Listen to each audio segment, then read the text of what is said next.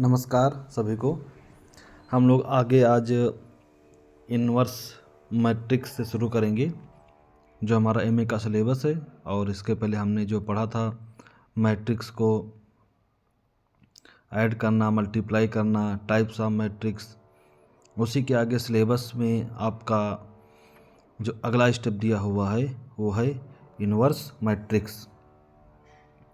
तो हम लोग देर न करते हुए सीधे इन्वर्स मैट्रिक्स पे आते हैं और समझते हैं।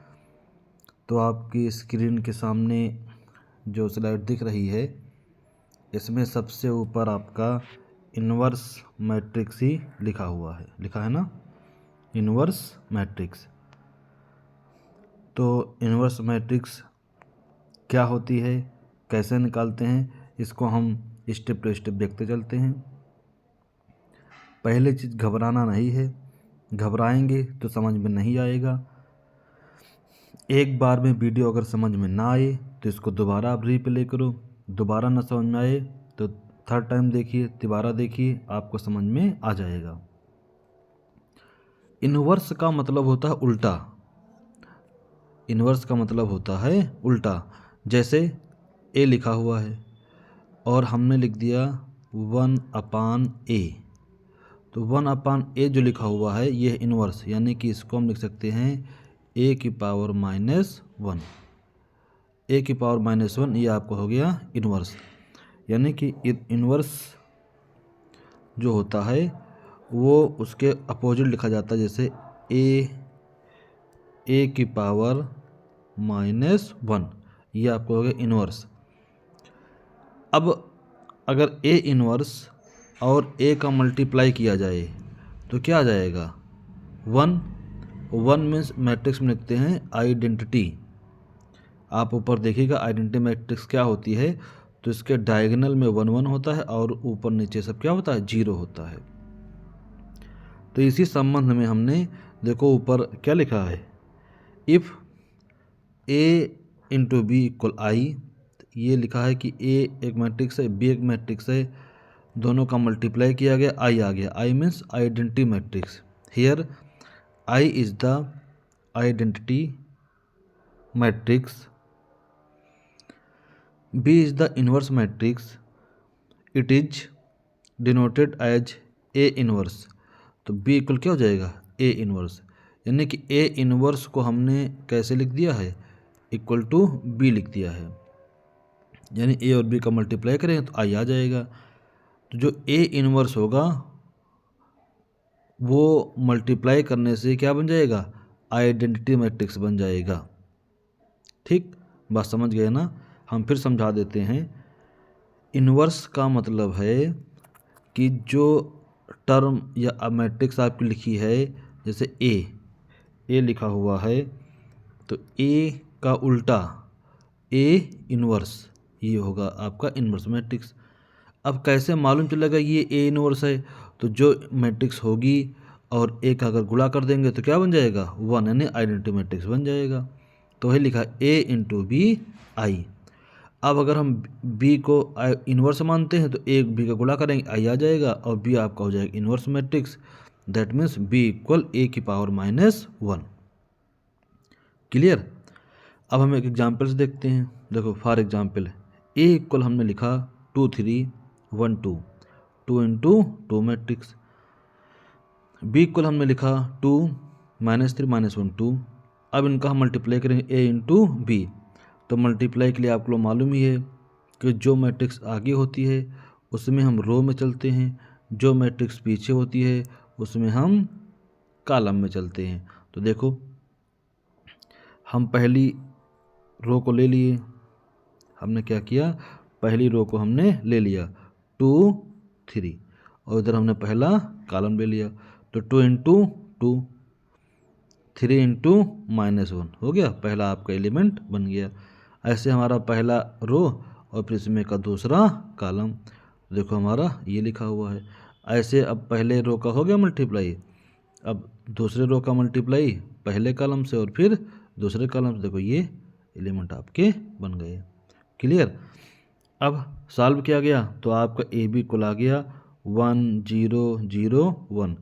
देखो ये है आपका डायगोनल, डायगोनल 1 1 है, ऊपर 0 नीचे 0, तो ये आपकी हो गई आइडेंटिटी मैट्रिक्स। क्लियर।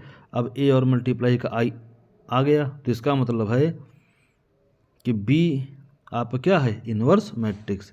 सिमिलरली देखो हमने आगे दिखाया है कि B into A equal to I. यदि आप बी को आगे लिखोगे और ए को बाद में लिख के मल्टीप्लाई करोगे तब भी आपका आइडेंटिटी मैट्रिक्स आ जाएगा। तो ये दोनों तरफ से आपकी आइडेंटिटी हो जाएगी। देखो आगे हमने फिर लिखा भी है, क्या लिखा है कि 10 इस प्रकार B is the inverse matrix of A। In other words B equal to A inverse, यानी कि जो B है वो क्या है, A इनवर्स है, and A is inverse of B। और A भी किसका है, B का इनवर्स है, क्योंकि दोनों का मल्टीप्लाई करने से आइडेंटिटी मैट्रिक्स बन जाता है। तो B A का इनवर्स है और A B का इनवर्स है। ठीक, तो आपको हो गया इनवर्स मैट्रिक्स। हम लोग आगे बढ़ते हैं। रैंक ऑफ मैट्रिक्स, ये सिलेबस का आपके अगला टॉपिक है, रैंक ऑफ मैट्रिक्स। अच्छा, आप लोग क्वेश्चन लगाइएगा, जैसे ए इनवर्स आप निकालिए किसी अदर मैट्रिक्स का और कोई प्रॉब्लम होती है तो आप कमेंट में बताइए, हम बता देंगे आपको। रैंक ऑफ मैट्रिक्स क्या होती है, तो देखो हमने डिफिनेशन लिखे, पहले हम पढ़ देते हैं फिर इसको हम समझा देते हैं। The rank of matrix is the number of linearly independent rows and columns in matrix. The rank of matrix can't be greater than the number of rows or columns. जो रैंक ऑफ मैट्रिक्स है वो रोज के number और column के number से अधिक नहीं होगी, मैक्सिमम के बराबर हो सकती है। A matrix with all zero elements has a rank of zero. यदि उसके सारे एलिमेंट जीरो हैं तो उसकी रैंक क्या होगी, जीरो होगी। For rank of matrix, matrix will be converted into identity matrix by using operation rows and column। ये लाइन आप महत्वपूर्ण है आपके लिए कि रैंक ऑफ मैट्रिक्स कैसे निकलेगी। हम उस मैट्रिक्स के सारे स्टेप क्या बनाएं, जीरो बनाना शुरू कर दें और आइडेंटिटी मैट्रिक्स आपके बीच में बन जाएगी। यानी डायगोनल में क्या रहेगा, 1 1 1 और ऊपर सब जीरो हो जाएंगे और इधर क्या हो जाएंगे, नीचे भी सब आपके जीरो हो जाएंगे। यदि ऐसे बन जाएगी तो इसकी रैंक क्या हो जाएगी, 3 हो जाएगी। यानी जितने 1 आएंगे डायगोनल में उसी के आधार पे क्या बनेगी, आपकी रैंक बनेगी। तो वही आपका डिफिनीशन में लिखा गया है। That means rank of matrix हम निकालने के लिए जो आपका मैट्रिक्स दिया होगा उसके हम सारे एलिमेंट को क्या बनाएंगे, जीरो बनाने का प्रयास करेंगे और डायगोनल में क्या रहेगा, हम 1 बनाने का प्रयास करेंगे। ठीक, तो आगे बढ़ते हैं। देखो एक एग्जाम्पल हमने लिया है, ए इक्वल 1 4 3, 3 इंटू 3 की हमने मैट्रिक्स लिया हुआ है, 3 इंटू 3 की मैट्रिक्स। आगे बढ़ते हैं। Using row and columns operation it is become a unique identity matrix, सब आइडेंटिटी मैट्रिक्स। यानी कि इसके हम कॉलम और रो के ऑपरेशन के द्वारा इसके सारे एलिमेंट को हम जीरो करके यूनिक मैट्रिक्स बनाने का हम प्रयास करेंगे और फिर हमारा रैंक को मालूम हो जाएगा। चलो देखते हैं। तो ए इक्वल आपका दिया हुआ है, सबसे पहला हमने लिखा है, इसको लिखना सीख लो। हमने लिखा R3 और फिर हमने लिखा है कि ये तीर, यानी कि R3 में हम R3 में क्या करने जा रहे हैं, R3 कौन, तो ये जो नीचे वाली लाइन है ये आपकी क्या है, R3 है। ये क्या है, R3। ये अब R3 में क्या करने जा रहे हैं हम, R3 माइनस R2, यानी हम R3 में R2 को हम माइनस करने जा रहे हैं, नीचे लिखा है ना, माइनस करने जा रहे हैं। और फिर हमने क्या लिखा, 2 स्टेप हमने एक साथ कर दिया है। R2 में R2 माइनस 2R1, यानी R2 में हम R1 में 2 से मल्टीप्लाई करके माइनस कर देंगे। तो देखो क्या आ जाएगा, अब पहले माइनस करो एक, आराम से, घबराना बिल्कुल नहीं है। R3, तो R3 में से R2 बीच में लिखी है ये लाइन, तो ठीक देखो ध्यान से, तो 2 माइनस 2 क्या हो गया, 0 देखो बन गया। अच्छा 0 यहाँ क्यों लिखा गया, तो हम ऑपरेशन किसी में कर रहे हैं, R3 में कर रहे हैं, R3 में R2 माइनस कर रहे हैं। फिर देखो यहाँ -2 आ गया, कैसे, 4 माइनस 6 -2, फिर 1 माइनस 2 -1, जी हमारी बन गई R3 न्यू लाइन। अब हम R2 में ऑपरेशन करने जा रहे हैं, तो R2 में हम 1 को माइनस करने जा रहे हैं, जो ऊपर लाइन लिखी है, लेकिन माइनस हम 2R1 से करने जा रहे हैं, तो अब क्या हो जाएगा, तो 2 माइनस 2 ये क्या बन गया, 0 बन गया। अब 6 माइनस 4, तो 6 माइनस 4, 8, 6 माइनस 8 क्या हो जाएगा, -2 बन गया। 2 माइनस 6, क्योंकि 2 से मल्टीप्लाई भी कर रहे हैं ना R1 में, तो 2 माइनस 6 माइनस 4 देखो ये बन गया। अब हमारा A1 ये आ गया। हमारा अंतिम उद्देश्य है इन सबको 0 बनाना, ऊपर वाले भी एलिमेंट को, नीचे वाले एलिमेंट को भी, और बीच वाले एलिमेंट को छोड़कर।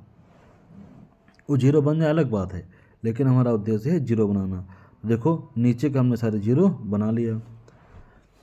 हमारा अगला ऑपरेशन देखो, हमने क्या किया, R1 में R1 माइनस R3, R1 हमने क्या किया, R1 में R1 माइनस R3, यानी कि हम इस रो में R1 में हम R3 माइनस करने जा रहे हैं।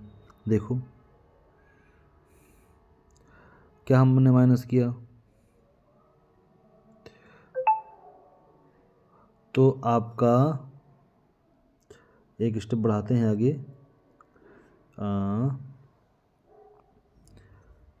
तो आपका आ गया, देखो ये R1 ये है, तो 1 माइनस 0 0 ही लिखा रहे, 1 लिखा रहेगा, 4 माइनस 0 4 लिखा रहेगा। अब यहाँ ऊपर 3 है, नीचे 3 है, 3 माइनस 3 क्या हो गया, 0 देखो बन गया, हो गया ऑपरेशन। अब हमने कॉलम इस बार लिया है, C2 में C2 माइनस 4 C1, अब C2 कौन, C2, तो C2 आपका कॉलम ये हो जाएगा C1 और ये आपका C2, तो C2 में क्या कर रहे हैं, 4 C1 कर रहे हैं हम। तो देखो C2 यहाँ पे आ गए, 4 C1, यहाँ 4 से मल्टीप्लाई ये, तो 1 इंटू 4, 4 माइनस 4 क्या हो गया, देखो 0 आ गया आपका। फिर अगले स्टेप में यहाँ -2 लिखा, उधर 0 लिखा है, तो मतलब -2 बना रहेगा, फिर 0 से 0 ही रहेगा, और फिर हम एज इट इज आपका ये कॉलम C3 हो गया। फिर अगला स्टेप हमने क्या किया है, तो अगला स्टेप हमने किया है कि C3 में C3 माइनस 2 C2, तो देखो C3 में ये आपका C3 है, उसमें हम 2 C2 माइनस कर रहे हैं, तो 0 0 रहेगा ही। यहाँ -4 है, और माइनस माइनस प्लस 2 C2, तो प्लस हो गया 0, 3 लिखा हुआ है, 0 से घटाएँ कुछ, 0 है तो कोई प्रभाव ही नहीं पड़ेगा, 3, ये स्टेप आपका आ गया।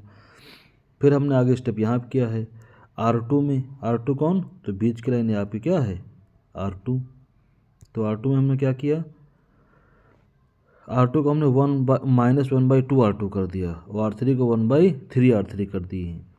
देखो ये सब आप पहले सीख चुके हो कि हम मल्टीप्लाई उसमें एलिमेंट कैसे करेंगे, तो 1 2 से मल्टीप्लाई करेंगे तो R2 वाले में सब में चला जाएगा, R3 में करेंगे R3 में चला जाएगा। तो देखो R2 आपकी ये लाइन है, तो -1/2 करने से 1 आ जाएगा, 1 बन गया। R3 को 1/3 करने से 1 आ जाएगा, ये हो गया, क्यों, 3 है, 1/3 क्या हो जाएगा, 1। तो अब इसमें ध्यान से देखो, तो डायगोनल को छोड़ के सारे एलिमेंट क्या हो गए, ऊपर भी 0 और नीचे भी 0, तो इसे बोलेंगे आइडेंटिटी मैट्रिक्स। अब ये आइडेंटिटी मैट्रिक्स जो है ये 3 इंटू 3 की है, क्या है, 3 इंटू 3 की है, और 3 इंटू 3 की है, तो क्या हो गया I3। अब I3 जो रैंक बनी है, इससे ये जो निकल के आया क्या, कि जो आइडेंटिटी मैट्रिक्स है 3 की है, I3, तो I3 इससे क्या कहलाएगा, रैंक कहलाएगा। और सर जी कैसे मालूम रैंक है, जितने ये 1 बन रहे हैं 1 2 3 लाइन से, यही आपकी रैंक है। सपोज मान लो कि ये जैसे लास्ट वाला जो आपका लिखा हुआ है, क्या, लास्ट वाला 1, यहाँ पे आ जाता 0, तो जब ये 0 आ जाता तो ये कुछ इस टाइप में बनती, जैसे मैं अलग लिख के बता रहा हूँ, थोड़ा सा 1 मिनट। जैसे मान लो मैं लिख रहा हूँ, ऐसे कोई मैट्रिक्स बनती है 1 0 0 0 1 0 0 0 0 ऐसा कुछ आ जाता, यानी लास्ट वाला ये 1 भी क्या हो जाता, 0 हो जाता। तो सिर्फ आइडेंटिटी मैट्रिक्स तो आप ये है ना इधर 1 इंटू 1, यानी क्या बनता, I2 बनता, क्या बनता, I2। तो यहाँ 0 है तो रैंक आपकी हो जाती 2, क्योंकि यहाँ भी 1 है इसलिए रैंक हो गई है 3। ठीक, आप दोबारा वीडियो देख लीजिएगा, कोई दिक्कत होगी और कोई प्रॉब्लम है तो हमसे आप डिस्कस कीजिएगा, हम बता देंगे। क्वेश्चन आप ऐसे सॉल्व करोगे ज़्यादा समझ में आएगा।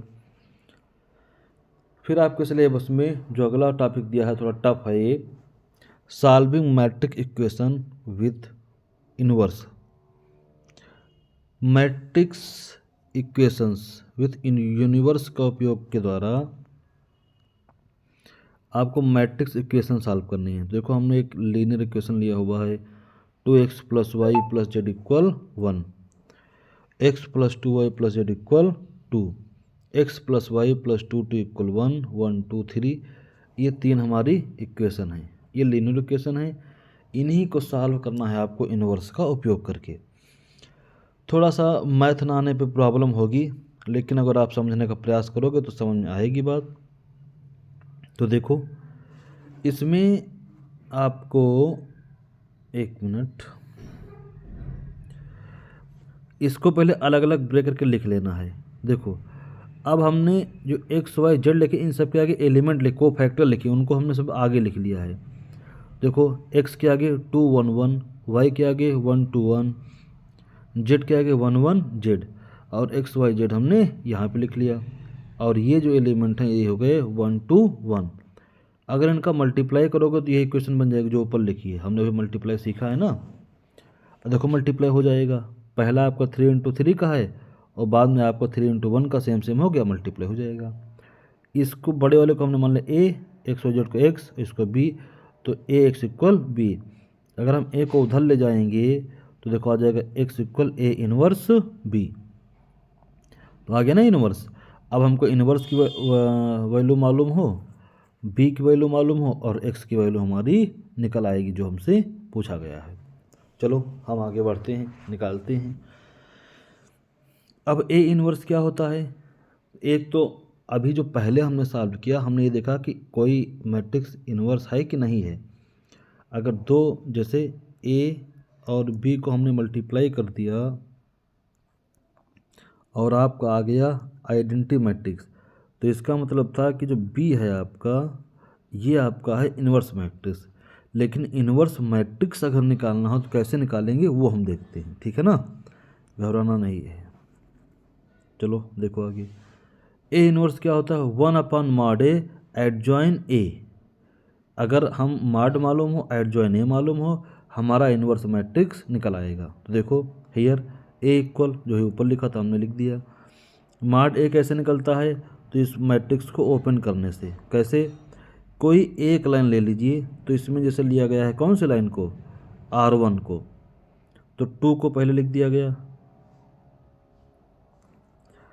जिस रो या कॉलम के अलॉन्ग इसको ओपन करना चाहते हैं उसके अलॉन्ग आप ओपन कीजिए। तो सामान्यतः जो पहला जो आपका रो होता है R1 उसी के अलॉन्ग ओपन करते हैं। तो R1 में पहला स्टेप क्या है, 2 को लेने पर ये दो बंद कर दीजिए लाइनें। अभी जो शेष रिमेनिंग बचा है 2 × 4, 2 2 जा 4, ऊपर से मल्टीप्लाई करेंगे तो प्लस, और जब नीचे से करेंगे तो माइनस। तो देखो -1 पहला स्टेप आपका हो गया। कहो सर जी कितना कठिन है, मैथ है तो अब क्या किया जाए।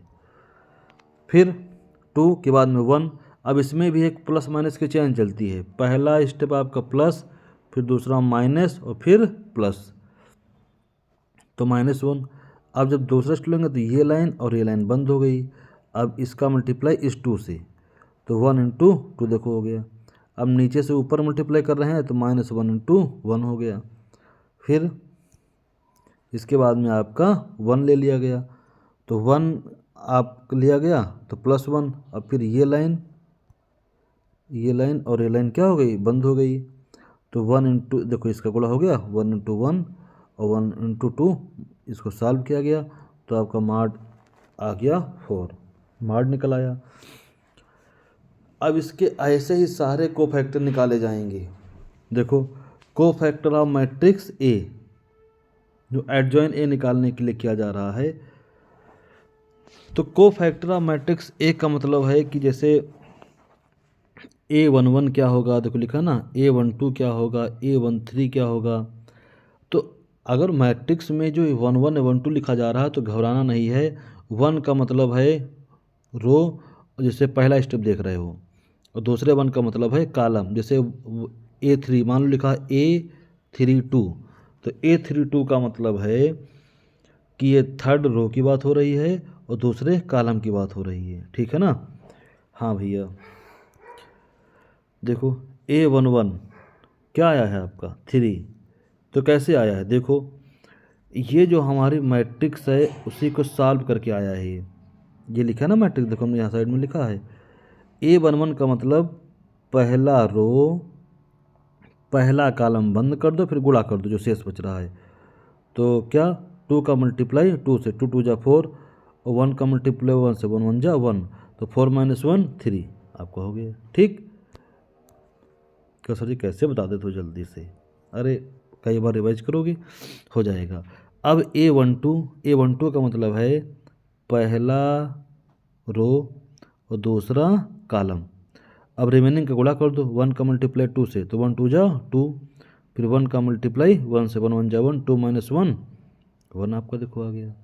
अब ऐसे ही A13, तो A13 कैसे, तो A13 देखो ये एलिमेंट है ना आपका, तो अब इसको मल्टीप्लाई करने के लिए पहला रो थर्ड कॉलम बंद कर दिए, 1 इंटू 1 1 - 2, तो क्या हो जाएगा आपका, हो जाएगा 1 - 2 -1 आपका आ जाएगा। ठीक, ऐसे ही सारे एलिमेंट आपके निकाल लिए गए हैं जो यहाँ पर ऊपर आपके कोफैक्टर मैट्रिक्स लिखा हुआ है। इसमें प्लस माइनस प्लस, ये इसका साइन है, प्लस माइनस प्लस।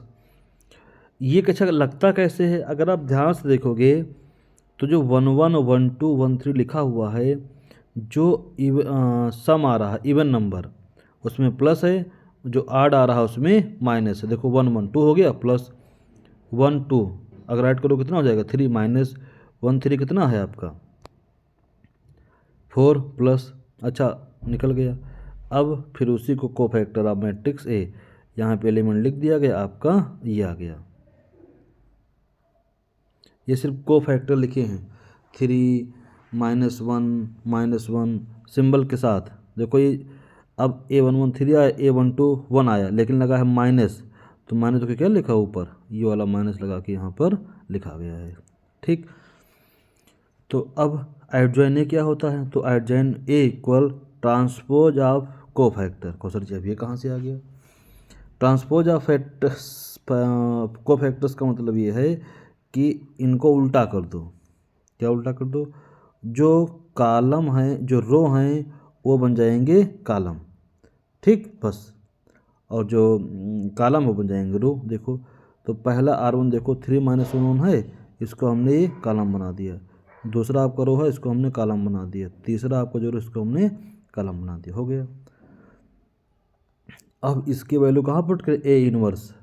तो ए इनवर्स का देखो फार्मूला यहाँ पे दिया है ना, A inverse 1/mod A adjoint A, तो उसको हमने पुट कर दिया और आपकी वैल्यू निकल कर ये आ गई। अब मल्टीप्लाई मालूम है, 1/4 सबके साथ मल्टीप्लाई हो जाएगा, तो ये बन गया। अब इसकी वैल्यू कहाँ पुट की गई, एक्स के साथ, तो एक्स इक्वल ये दिस ए इनवर्स और साथ में बी की वैल्यू, इनको मल्टीप्लाई किया गया तो ये आ गया। एक्स इक्वल क्या है, एक्स वाई जेड, तो ये सीरियल से आपको ये आया, तो एक्स की वैल्यू ये हो गई, वाई की वैल्यू ये, जेड की वैल्यू ये, 0 1 0, तो आपकी वैल्यू निकल के आ गई, एक्स की वैल्यू 0, वाई की वैल्यू 1, जेड की वैल्यू 0। तो ये आपका हो गया यूनिवर्स अरे सॉरी इन्वर्स मैट्रिक्स का यूज करते हुए लीनियर इक्वेशन की वैल्यू को निकालना। ठीक है, वीडियो 2 3 बार देख लीजिएगा, आपको समझ में आ जाएगा। आज के लिए इतना ही, धन्यवाद। क्योंकि आगे आपको फिर समझ में नहीं आएगा, 2-3 बार वीडियो देख लीजिएगा। Thank you.